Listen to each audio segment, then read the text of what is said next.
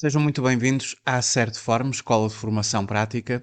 Eu chamo Miguel Fragoso, sou economista e contabilista certificado e sou formador nas áreas da contabilidade, fiscalidade e finanças empresariais. No vídeo de hoje vamos falar sobre o apuramento dos resultados de uma determinada empresa. Como é que, em termos contabilísticos, fazemos o apuramento dos resultados e vamos também elaborar a demonstração dos resultados de uma empresa. Para fazer o apuramento dos resultados da empresa, o nosso ponto de partida é o balancete retificado. Este balancete é um mapa contabilístico onde nós temos os saldos das contas movimentadas e como é um balancete retificado, já foram feitos os movimentos todos ao longo do ano, incluindo os movimentos correntes, os movimentos de regularização, retificação de contas. Portanto, é um balancete com o qual nós podemos contar já para proceder à etapa do apuramento dos resultados. Vamos começar por analisar precisamente este mesmo balancete. Uma determinada empresa, a XPTO SA, sediada em Lisboa, dedica-se à comercialização de eletrodomésticos. Do balancete do razão retificado, antes do apuramento dos resultados, a 31 de dezembro de um determinado ano N, foram obtidos os seguintes elementos. O balancete retificado, eu aqui estou a colocar um balancete do razão. Um balancete do razão significa que as contas virão, as contas do razão com 2 dígitos. Nós temos, em primeiro lugar, da 11 à 44, os saldos de contas que poderão ser do ativo ou do passivo, dependerá. Se representam direitos, bens, serão do ativo, se representam obrigações, dívidas, são contas do passivo. Esta área aqui servirá fundamentalmente para depois elaborarmos o balanço da empresa. Temos a classe 5 do capital, que também será usada para a elaboração do balanço da empresa. E para apurarmos os resultados e elaborarmos a demonstração dos resultados, nós temos as contas de gastos da classe 6, da 61 à 69. As contas de gastos são contas que virão por norma a débito, saldo a débito. E depois temos as contas de rendimentos, as contas da classe 7, que por norma virão com saldo a crédito. Temos então esta área dos gastos da classe 6, dos rendimentos da classe 7. Esta é a área que nos vai permitir, estas são as contas que nos vão permitir elaborar a demonstração dos resultados e temos de proceder também ao apuramento dos resultados. O apuramento dos resultados é uma operação de natureza contabilística que tem como objetivo revelar a diferença entre os rendimentos, expressos na classe 7, e os gastos, expressos na classe 6, e refletir nessa diferença os efeitos fiscais de tributação em sede do IRC, do Imposto sobre o Rendimento. Esta operação será relevada no processo contabilístico e apresentada através da demonstração dos resultados da empresa. Então, como é que nós vamos fazer o apuramento dos resultados? Em termos do processo contabilístico, o apuramento dos resultados é obtido através da transferência dos saldos da classe 7, que são os rendimentos, e da classe 6, que são os gastos, para uma subconta da classe 8 denominada resultado antes de impostos. Após a transferência dos saldos das contas da classe 6 e da classe 7, a conta 811, resultado antes de impostos, vai poder evidenciar um saldo credor, e quando se trata de um saldo credor, significa que os rendimentos foram superiores aos gastos, e, portanto, haverá um resultado antes de impostos positivo, lucro. Se for devedor, significa que os rendimentos foram menores do que os gastos. E com rendimentos menores do que os gastos, haverá um resultado antes de impostos negativo, um prejuízo. Poderá eventualmente acontecer que o resultado antes de impostos seja nulo, situação em que os rendimentos seriam rigorosamente iguais aos gastos. No nosso caso, nós temos o seguinte: fazendo o apuramento dos resultados, começamos pelas contas da classe 6. No balancete, estas contas têm todas saldo devedor e eu passei para aqui os respectivos saldos, conforme se pode ver. Trata-se então do balancete, das contas de gastos e dos seus respectivos saldos. Também as contas de rendimentos com saldo credor, saldo a crédito, temos no apuramento dos resultados as contas de rendimentos, todas com saldo credor. Ora, para se fazer o apuramento dos resultados, nós temos a conta 81811, resultado antes de impostos. E aquilo que acontece é que os saldos devedores das contas de gastos, como se pode apresentar aqui, são passados para crédito da respectiva conta, de forma a saldar.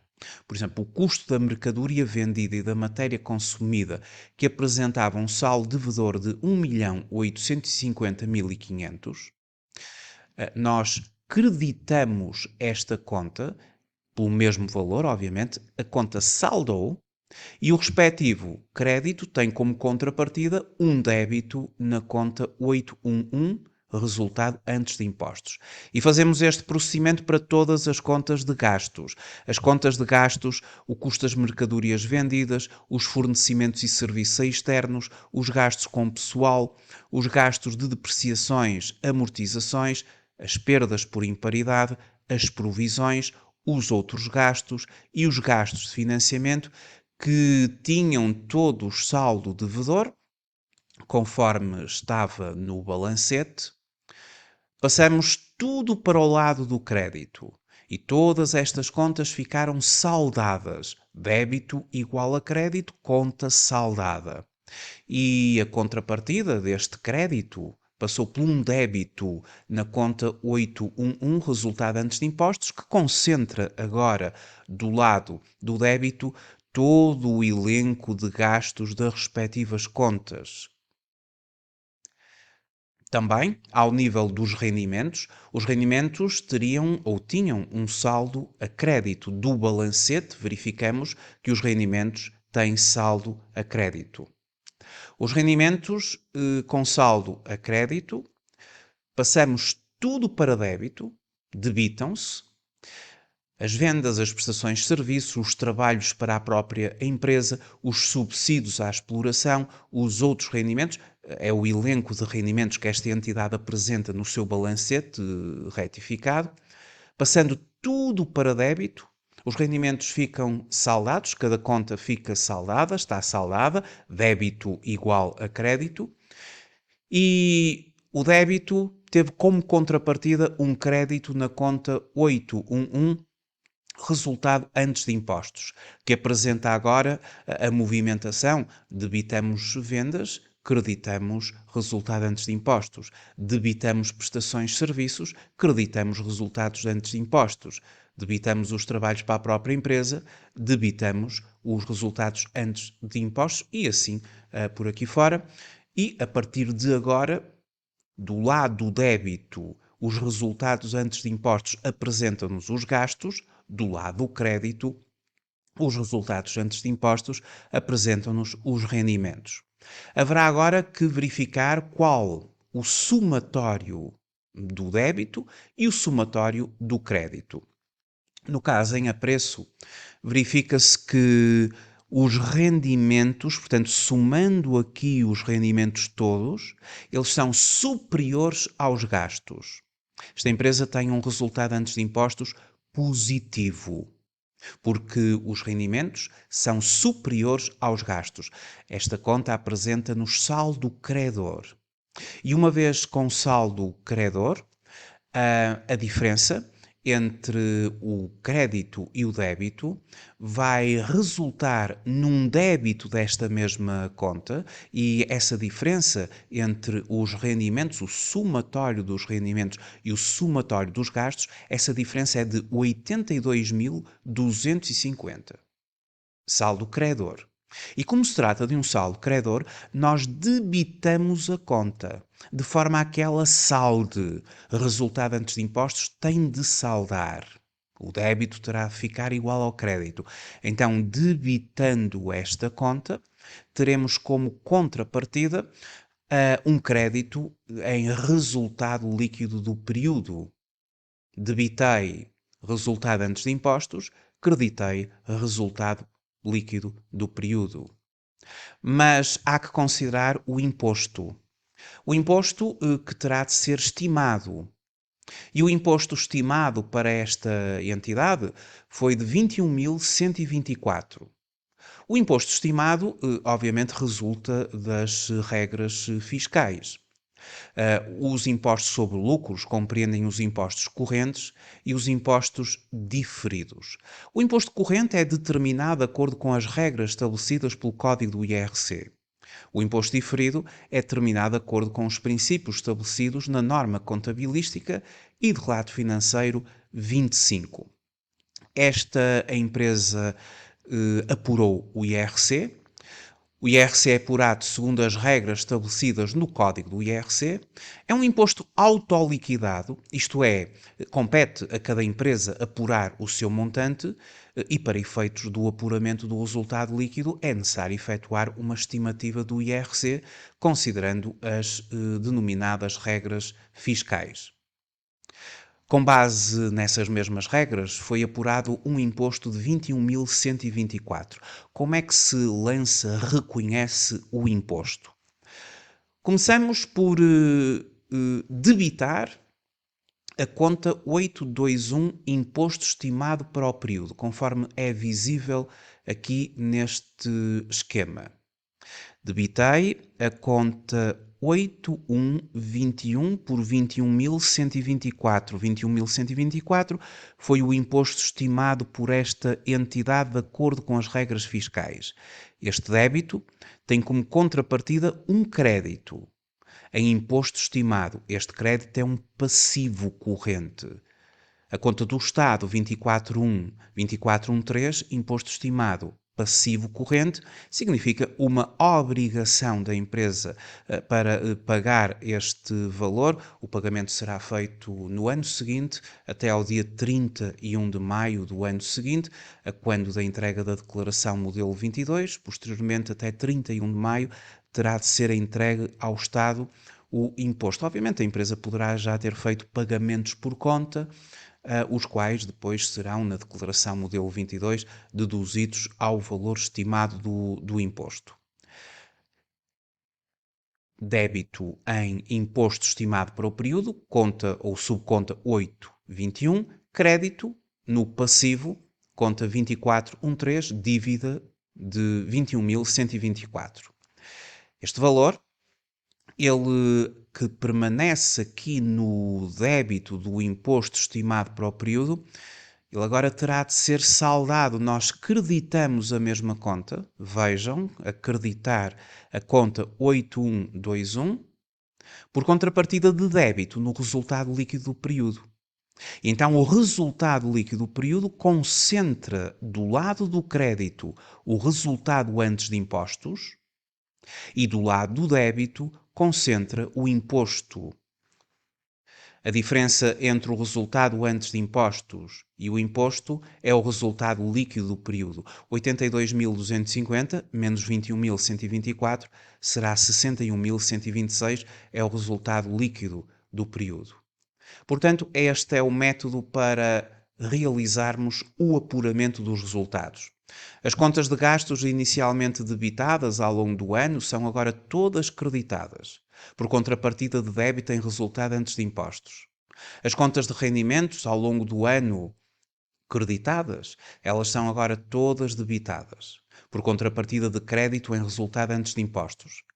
Resultado antes de impostos poderá ter saldo credor se os rendimentos são superiores aos gastos, ou saldo devedor, se os gastos forem superiores aos rendimentos. Eventualmente, se os gastos forem iguais aos rendimentos, saldo nulo. No caso concreto que estou aqui a dar, e na base do balancete que foi apresentado, os rendimentos superaram os gastos. Então, a diferença entre rendimentos e gastos será debitada na conta 811 resultado antes de impostos, a conta saldou, por contrapartida do resultado líquido do período a crédito. É feita a estimativa do imposto, na base das regras fiscais, que no caso concreto estamos a dar aqui o valor de 21.124. Este valor resultará em débito em imposto estimado para o período e crédito na conta do passivo imposto estimado. A conta resultado líquido recebe a crédito o resultado antes de impostos. Debita-se resultado antes de impostos, credita-se resultado líquido. Esta mesma conta de resultado líquido recebe a crédito a estimativa do imposto. Debita-se esta mesma conta e credita-se o imposto estimado para o período, o qual salda. Ou seja, da 81 e as suas subcontas, a partir de agora, a única que apresentará saldo é o resultado líquido. Porque o resultado antes de impostos tem de estar saldado, porque o imposto estimado para o período está saldado, débito igual a crédito, e tudo está concentrado no resultado líquido do período, em que no crédito temos o resultado antes de impostos, no débito temos o imposto. A diferença entre o resultado antes de impostos e o imposto resulta no resultado líquido do período de 61.126. A partir de agora, construímos também a demonstração dos resultados da empresa. Então, para construir a demonstração dos resultados desta empresa, a demonstração dos resultados ela vai ter como base, efetivamente, o tal balancete. Ou seja, a partir deste balancete, vamos pegar nestes saldos e vamos passá-los para a demonstração dos resultados. Claro que já foi feito o apuramento dos resultados. As vendas mais os serviços prestados foram de 3.655.025. Depois nós temos os subsídios à exploração. Os subsídios à exploração, podemos verificar no balancete os subsídios à exploração. Também podemos verificar no apuramento dos resultados os mesmos subsídios à exploração. Eles são de 20.000 euros. 20.000 euros de subsídios à exploração. E temos aqui estes rendimentos. Também os trabalhos para a própria entidade eram de 15.000 euros. Depois temos o custo das mercadorias vendidas e das matérias consumidas. 1.850.500 euros. Temos também os fornecimentos e serviços externos. 855.000 euros. Claro que eu estou sempre a observar os valores que estão agora nos gastos. Eventualmente também posso sempre ir ao balancete e verificar os valores dos gastos. Recorrendo então novamente aqui à elaboração da demonstração dos resultados, seguidamente temos os gastos com pessoal. Os gastos com pessoal foram de 700.000 euros. Depois temos as imparidades de dívidas a receber. Nas notas deste caso prático está identificado que as imparidades de dívidas a receber foram de 30.000 euros. Trata-se de um gasto. As provisões foram de 35.000 euros. E os outros rendimentos de 1.550 euros. Os outros gastos de 2.500 euros. Obviamente, mais uma vez, recorrendo ao balancete, outros gastos, 2.500, outros rendimentos, 1.550. Todos estes saldos estão a ser retirados, logicamente, aqui da demonstração do balancete que estamos a apresentar. O primeiro grande resultado, uma demonstração dos resultados, o EBITDA. O resultado antes de depreciações, gastos de financiamento e impostos. Este resultado resulta das vendas, mais os subsídios à exploração, mais os trabalhos para a própria empresa, menos, agora os gastos, obviamente, que terão de subtrair o custo das mercadorias, menos os fornecimentos e serviços externos, menos os gastos com pessoal, menos as imparidades de dívidas a receber, menos as provisões, mais os outros rendimentos, porque é um valor positivo, é um rendimento, menos os outros gastos.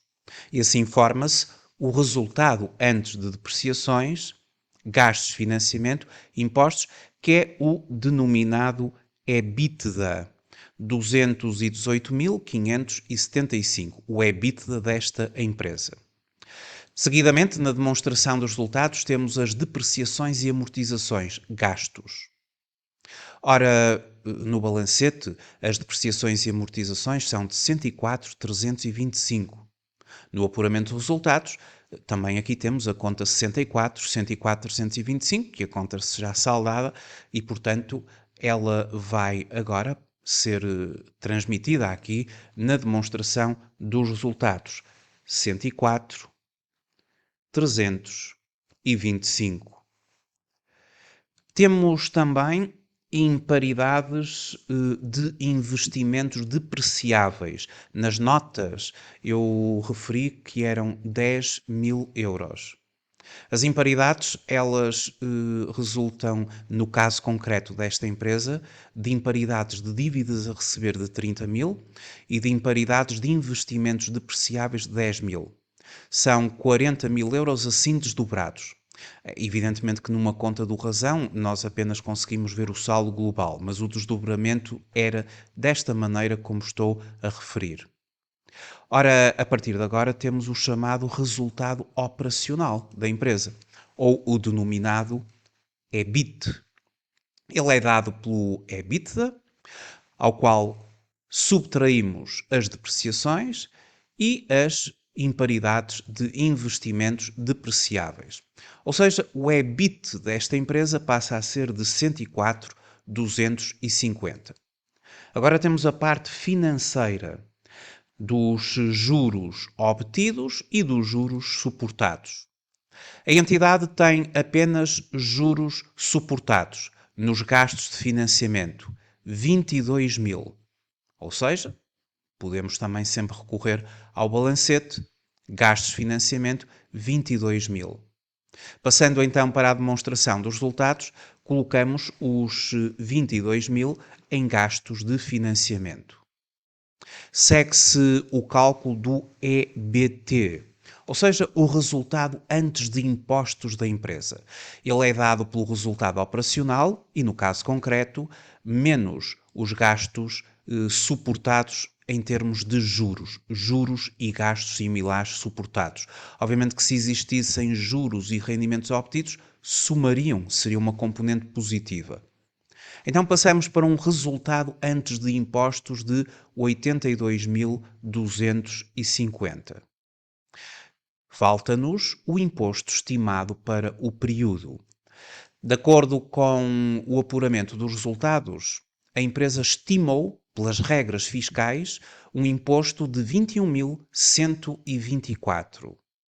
Vimos que o valor resultou de um débito na conta 821, por contrapartida de um crédito no passivo corrente, a conta subconta 2413, imposto estimado. 21.124 foi o valor do imposto estimado. Este valor resultará da coleta, mais de uma derrama municipal, mais tributações autónomas e, portanto, constituiu este valor. Quanto ao resultado líquido do período, o mesmo resulta do resultado antes de impostos, ao qual é deduzido o imposto. E, portanto, o resultado do período desta empresa, 61.126. Exatamente como temos no apuramento dos resultados. Temos o EBITDA de 218.575, o EBIT de 104.250, o EBT 82.250, o IRC de 21.124 e o resultado líquido do período de 61.126. O resultado líquido do período, apurado na demonstração dos resultados, é o elo de ligação com o balanço. E, portanto, quando a empresa estiver a construir o seu balanço, este mesmo resultado líquido do período, no que diz respeito ao balanço, ele vai passar imediatamente para o capital próprio da empresa. Agora estamos já a visualizar o balanço da empresa, o capital próprio da empresa, no que refere ao resultado líquido do período, são então 61.126, o resultado líquido do período desta entidade. A ligação entre a demonstração dos resultados e o balanço faz-se a partir do resultado líquido do período. O resultado líquido do período que obtemos na demonstração dos resultados vai ligar ao balanço a área do capital próprio em resultado líquido do período. Muito obrigado por ter assistido a este vídeo. Até uma próxima oportunidade. Até breve.